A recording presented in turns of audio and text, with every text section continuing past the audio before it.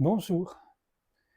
Aujourd'hui, un petit tour dans l'univers du bouddhisme Theravada, le bouddhisme ancien, à travers un texte magnifique, les Udanas, qui sont pour la première fois traduits en français, si j'en crois ce que dit la quatrième de couverture. Et les Udanas sont entre autres des récits du temps de la vie du Bouddha, des rencontres qu'il a faites avec différentes sortes de personnes, mais aussi des paraboles, des anecdotes. Donc voici Rencontre avec le Bouddha, les récits des Udanas aux éditions Sully, traduit et présenté par l'excellente Jeanne Schutt. J'ai déjà dit que les éditions Sully sont probablement les meilleures en ce qui concerne le bouddhisme Theravada. Donc là, je lis 3 chapitres parce qu'ils ont le même sujet, l'éveil du Bouddha et disons, ce qui en découle. Voilà. J'espère que ce ne sera pas trop long, je n'ai évidemment pas minuté. Donc, l'éveil du Bouddha. Ainsi ai-je entendu, en une certaine occasion, juste après son éveil, le Bouddha séjournait près d'Uruvela, au pied de l'arbre de la Bodhi, au bord de la rivière Neranrara. Il resta assis là, jambes croisées, pendant 7 jours d'affilée, sans bouger, savourant pleinement la félicité de la libération. Au bout de 7 jours, il émergea de cette concentration. Au premier quart de la nuit, il réfléchit à l'origine conditionnée et interdépendante de tous les phénomènes dans cet ordre. Quand ceci existe, cela est. L'apparition de ceci entraîne l'apparition de cela. En d'autres termes, si l'ignorance est présente, elle conditionne l'apparition des fabrications mentales. Si les fabrications mentales sont présentes, elles conditionnent l'apparition de la conscience sensorielle. Si la conscience sensorielle est présente, elle conditionne l'apparition du nom et de la forme.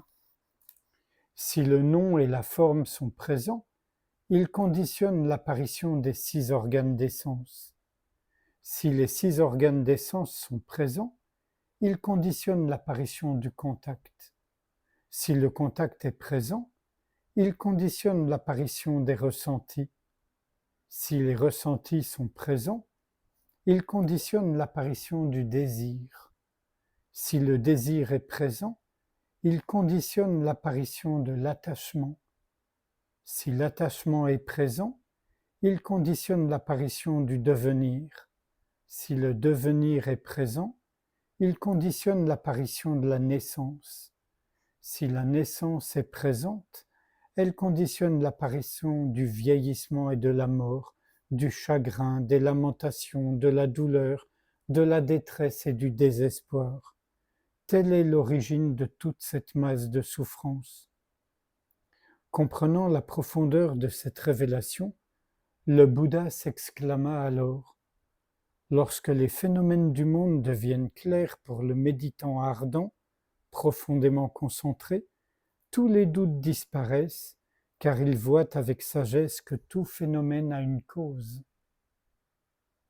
Deuxième partie. Ainsi ai-je entendu, en une certaine occasion, juste après son éveil, le Bouddha séjournait près d'Uruvela au pied de l'arbre de la Bodhi, au bord de la rivière Neranrara. Il resta assis là, jambes croisées, pendant 7 jours d'affilée, sans bouger, savourant pleinement la félicité de la libération. Au bout de 7 jours, il émergea de cette concentration. Au deuxième quart de la nuit, il réfléchit à l'origine conditionnée et interdépendante de tous les phénomènes dans l'ordre inverse. Quand ceci n'existe pas, cela n'est pas. La disparition de ceci entraîne la disparition de cela. En d'autres termes, si l'ignorance disparaît, les fabrications mentales disparaissent. Si les fabrications mentales disparaissent, la conscience sensorielle disparaît. Si la conscience sensorielle disparaît, le nom et la forme disparaissent. Si le nom et la forme disparaissent, les 6 organes d'essence disparaissent. Si les 6 organes d'essence disparaissent, le contact disparaît. Si le contact disparaît, les ressentis disparaissent. Si les ressentis disparaissent, le désir disparaît. Si le désir disparaît, l'attachement disparaît. Si l'attachement disparaît, le devenir disparaît. Si le devenir disparaît, la naissance disparaît. Si la naissance disparaît, le vieillissement et la mort, le chagrin, les lamentations, la douleur, la détresse et le désespoir disparaissent. C'est ainsi que toute cette masse de souffrance finit par disparaître. Comprenant toute la signification de cette révélation, le Bouddha s'exclama alors : « Lorsque les phénomènes du monde deviennent clairs pour le méditant ardent, profondément concentré, tous les doutes disparaissent, car il voit avec sagesse la cessation de ce qui conditionne la souffrance. » Et le 3e et dernier chapitre, l'éveil du Bouddha. Ainsi ai-je entendu, en une certaine occasion, juste après son éveil, le Bouddha séjournait près d'Uruvela, au pied de l'arbre de la Bodhi, au bord de la rivière Neranjara. Il resta assis là, jambes croisées, pendant 7 jours d'affilée, sans bouger, savourant pleinement la félicité de la libération. Au bout de 7 jours, il émergea de cette concentration. Au 3e quart de la nuit, il réfléchit à l'origine conditionnée et interdépendante de tous les phénomènes, à l'endroit et à l'envers. Quand ceci existe, cela est. L'apparition de ceci entraîne l'apparition de cela. Quand ceci n'existe pas, cela n'est pas. La disparition de ceci entraîne la disparition de cela. En d'autres termes, si l'ignorance est présente, elle conditionne l'apparition des fabrications mentales. Si les fabrications mentales sont présentes, elles conditionnent l'apparition de la conscience sensorielle. Si la conscience sensorielle est présente, elle conditionne l'apparition du nom et de la forme. Si le nom et la forme sont présents, ils conditionnent l'apparition des 6 organes d'essence. Si les 6 organes d'essence sont présents, ils conditionnent l'apparition du contact. Si le contact est présent, il conditionne l'apparition des ressentis. Si les ressentis sont présents, il conditionne l'apparition du désir. Si le désir est présent, il conditionne l'apparition de l'attachement. Si l'attachement est présent, il conditionne l'apparition du devenir. Si le devenir est présent, il conditionne l'apparition de la naissance. Si la naissance est présente, elle conditionne l'apparition du vieillissement et de la mort, du chagrin, des lamentations, de la douleur, de la détresse et du désespoir. Telle est l'origine de toute cette masse de souffrance. Mais voilà, avec la disparition et la cessation absolue de cette même ignorance, les fabrications mentales disparaissent. Avec la disparition des fabrications mentales, la conscience sensorielle disparaît. Avec la disparition de la conscience sensorielle, le nom et la forme disparaissent. Avec la disparition du nom et de la forme, les 6 organes d'essence disparaissent. Avec la disparition des 6 organes d'essence, le contact disparaît. Avec la disparition du contact, les ressentis disparaissent.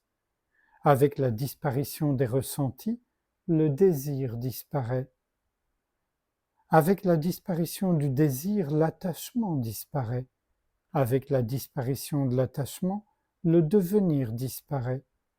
Avec la disparition du devenir, la naissance disparaît. Avec la disparition de la naissance, le vieillissement et la mort, le chagrin, les lamentations, la douleur, la détresse et le désespoir disparaissent. C'est ainsi que toute cette masse de souffrance finit par disparaître.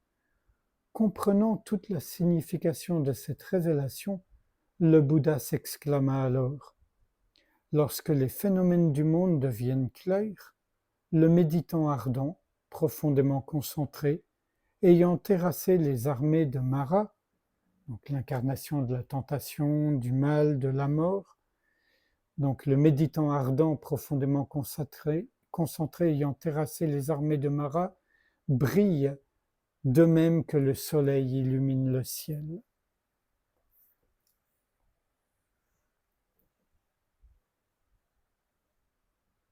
Sans réfléchir à ce qui vient d'être lu, même s'il y a un écho, et ne surtout pas chercher à comprendre et à remonter.